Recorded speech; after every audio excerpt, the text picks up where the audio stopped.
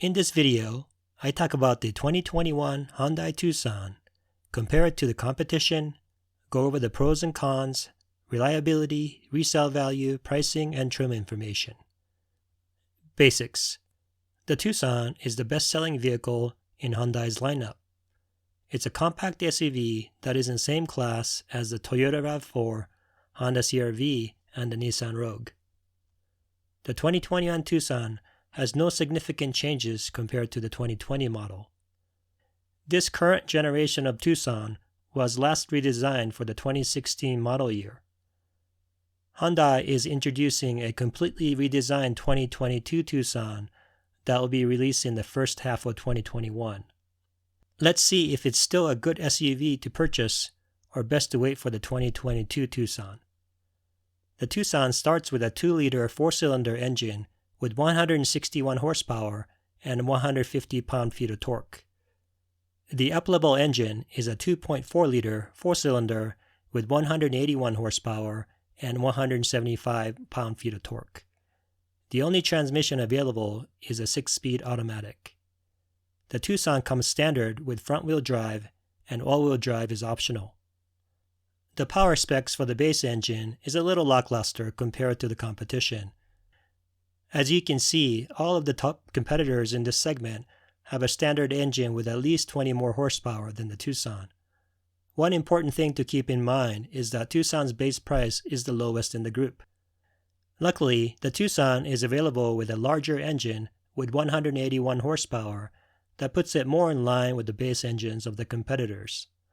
However, the Honda CR-V and the Toyota RAV4 are available in hybrids with significantly more power. The Mazda CX-5 Turbo stands out as the sportiest and fastest in this group with 70 more horsepower and 135 more pound-feet of torque than the Tucson's upgraded engine. But the CX-5 Turbo is really not a fair comparison to most compact SUVs out there. Fuel economy for the Tucson with the base engine is 23 city, 28 highway, 25 combined MPG for the front-wheel drive, and 22 city, 25 highway, 23 combined for all-wheel drive. Compared to the top sellers in the segment, the 2021 Tucson lags behind in fuel economy. The CR-V, the RAV4, the Rogue, and the Forester all get 6 to 7 more miles per gallon combined than the Tucson while producing more power. Going up to the larger engine, the Tucson gets 22 city, 28 highway, and 25 combined for the front-wheel drive, while all-wheel drive lowers that to 21 city, 26 highway, 23 combined. Unfortunately, the Tucson trails all the competitors here. The RAV4 hybrid impresses with 40 miles per gallon combined. Even the CX-5 with its potent turbo engine gets better fuel economy than the Tucson. Styling. The 2021 Tucson styling is understated. I like the side profile the best. Overall, the Tucson is not offensive and well proportioned. If you want a lot more style, then the 2020 version will be quite a bit flashier and eye-catching. Interior. The 2021 Tucson has some of the most user-friendly interior layouts in the business.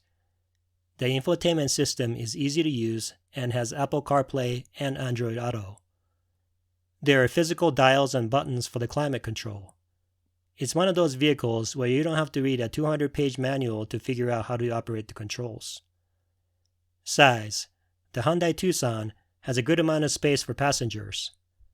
The front headroom comes in at 39.6 inches and the rear is 39.2 inches. The front legroom is 41.5 inches and the rear legroom is 38.2 inches.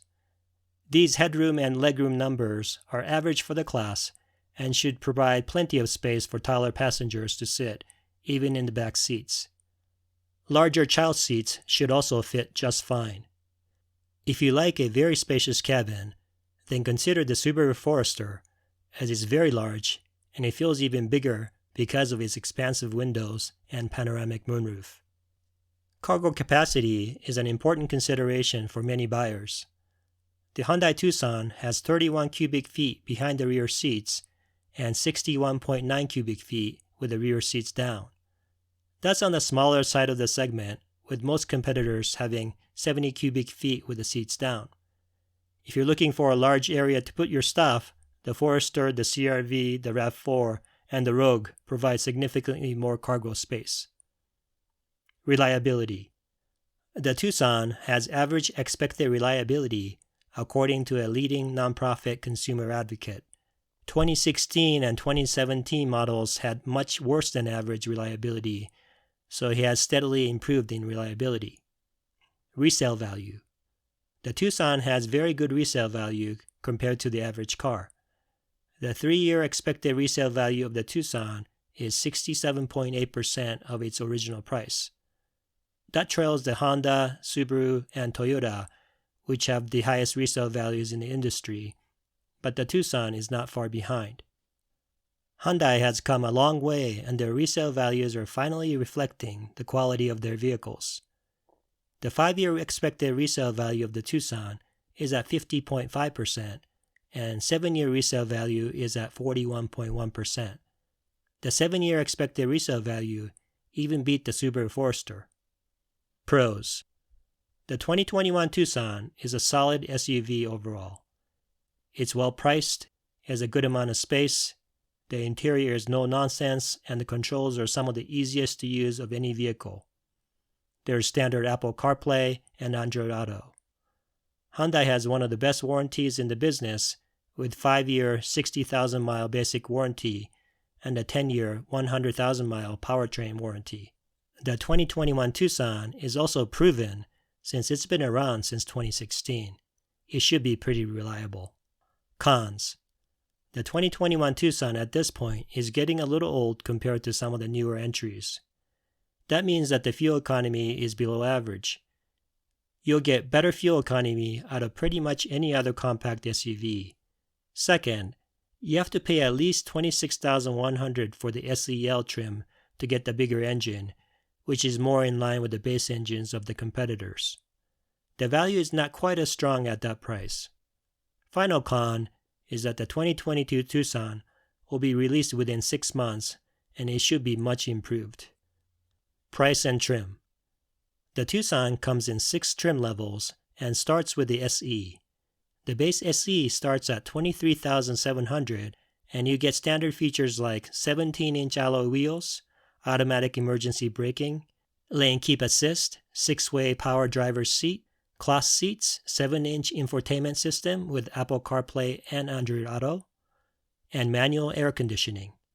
Add $1,400 for all-wheel drive. The second trim is the value model, starting at $25,150, and it adds blind spot warning, rear cross traffic alert, heated mirrors, roof rails, 8-way power driver's seat with lumbar support, heated front seats, satellite radio, and push-button start. The next trim is the SEL, which starts at $26,100 and adds the more powerful 2.4-liter engine with 20 more horsepower, 18-inch alloy wheels, second-row USB outlet, dual-zone automatic climate control, and rear AC vents. The fourth trim is a Sport, which starts at $28,250 and adds 19-inch wheels, LED headlights and taillights, fog lights, automatic liftgate, upgraded audio, wireless charger, and leather-wrapped steering wheel. The limited trim costs $29,400 and adds a 360-degree view camera, chrome grille, leather seats, power passenger seat, and heated steering wheel. The top-of-the-line Ultimate starts at $32,050 and adds pedestrian detection, high beam assist, panoramic moonroof, ventilated front seats, heated rear seats, 8-inch infotainment with navigation, automatic wipers, and radar cruise control. Conclusion. So who should buy the 2021 Tucson? The Tucson makes sense for fans of Hyundai products.